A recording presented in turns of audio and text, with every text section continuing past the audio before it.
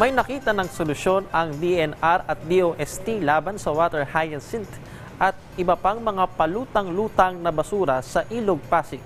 Si Sujin Kim sa detalye. Rise and Shine, Sujim. Matagal ng problema ng mga mangingisda ang pagdami ng mga water hyacinth na halos matakpan na ang mga ilog. Bukod sa nakakasagabal ito sa pangingisda, nakababara pa ito sa mismong mga daluyan ng tubig. Pero may solusyon na rito ang DNR at DOST. Introducing Floating Solid Waste Collector System na gawang Pinoy. Ang floating trash collector ang lilinis sa mga water hyacinth at iba pang palutang-lutang na basura sa Ilog Pasig.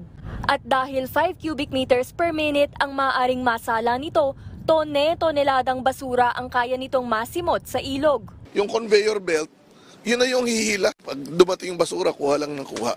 Napakabilis niyan. At maire-recycle pa ang mga makukuhang water hyacinth. So, Pwedeng patuyuin yun. Pwedeng patuyuin at gawing bag.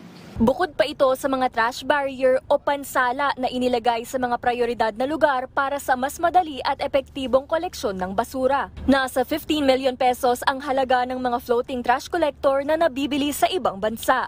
Kaya ipinagmamalaki ng DOST na nagawa ng ahensyang bumuo nito sa halagang 7 to 8 million pesos lamang. Mga 50% ng imported cost. Pangalawa, yung maintenance nito ay mapapabilis kasi dito na lang ang mga parts at mga gagawa.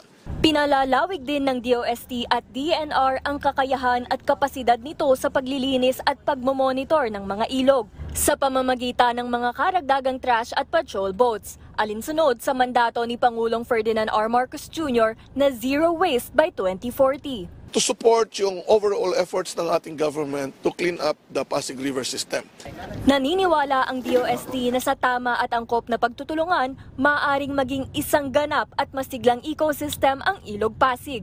Sujin Kim para sa Pambansang TV sa Bagong Pilipinas.